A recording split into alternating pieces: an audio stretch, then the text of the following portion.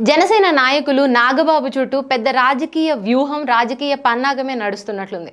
ఎందుకంటే గత కొన్ని రోజుల క్రితం రాజ్యసభ స్థానాలు ఖాళీ అయినప్పుడు, వాటికి ఎన్నికలు జరిగినప్పుడు అది అవకాశం నాగబాబుకి కల్పించనున్నట్లు స్వయంగా టీడీపీ లెటర్ హెడ్ మీద చంద్రబాబు నాయుడు సంతకం చేసిన ఒక దాన్నైతే మనం చూసాం, ఒక లెటర్ హెడ్ని. అయితే ఆ రోజు ఏముంది అంటే, మేము ఎమ్మెల్సీ స్థానాన్ని కల్పిస్తాం, దాని తర్వాత ఆయన్ని మంత్రిగా చేసే అవకాశం కూడా ఉంది అన్నట్లు చంద్రబాబు నాయుడు చెప్పినట్లు తెలుస్తుంది. అయితే ఇప్పుడు ఎమ్మెల్సీ ఎలక్షన్స్ టైంలో ఇప్పుడు ఈనాడు, ఆంధ్రజ్యోతి పేపర్లలో ఒక డిఫరెంట్ కథనాలు అయితే ప్రచురించడం జరిగింది. ఏంటంటే ఈనాడు ఏం చెప్పిందంటే, ఇప్పుడు నాగబాబుకి ఎమ్మెల్సీ ఇవ్వడం అవ్వట్లేదు, ఆయనకి ఒక సపరేట్ కార్పొరేషన్ పెట్టి ఆ కార్పొరేషన్ చైర్మన్ పదవిని ఇవ్వాలనుకున్నట్లు ఈనాడు పేపర్లో ప్రచురించారు. అయితే ఇది కూడా ఎమ్మెల్సీ వద్దు, కార్పొరేషన్ చైర్మన్ ఇవ్వండి అని అన్నది కూడా పవన్ కళ్యాణ్ ఆలోచన అన్నట్లు ఈనాడులో రాశారు.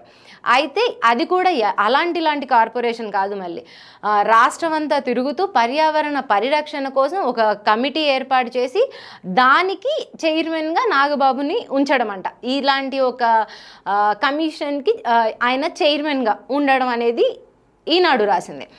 ఆంధ్రజ్యోతి చూస్తే ఇప్పుడు ఆయనకి ఎమ్మెల్సీ ఇవ్వడం అయితే అవ్వట్లేదు, ఆయన్ని భవిష్యత్తులో మంత్రిని చేసే అవకాశం ఉంది అన్నట్లు అక్కడ ఆంధ్రజ్యోతిలో రాశారు.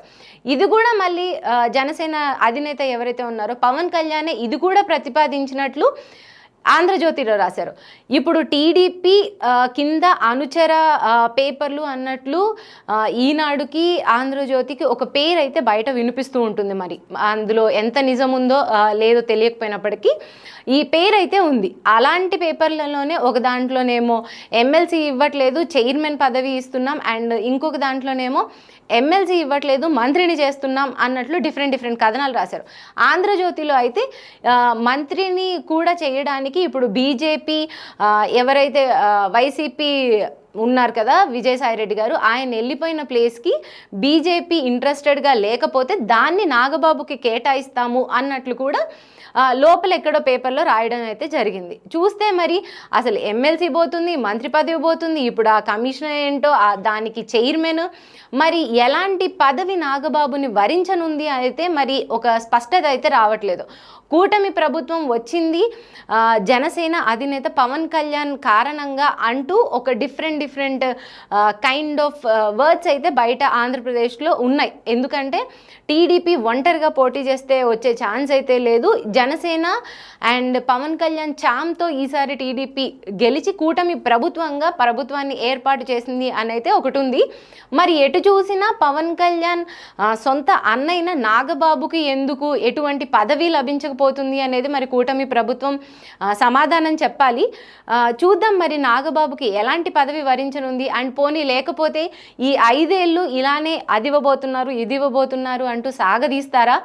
ఏదో ఒక పదవి అయితే నాగబాబుకి ఇచ్చేది ఉందా లేదా అన్నట్లు సోషల్ మీడియాలో కామెంట్స్ అయితే వైరల్ అవుతున్నాయి. ఇప్పుడు ఈరోజు పొద్దుట ఈ 2 పేపర్లలో వచ్చిన డిఫరెంట్ వార్తల్ని చూసైతే YCP social media fun create చేస్తుంది. మరి చూడాలి ఇది ఎంతవరకు వెళ్తుంది, నాగబాబుని ఏదైనా పదవి వరిస్తుందా లేదా అనేది అయితే చూడాలి.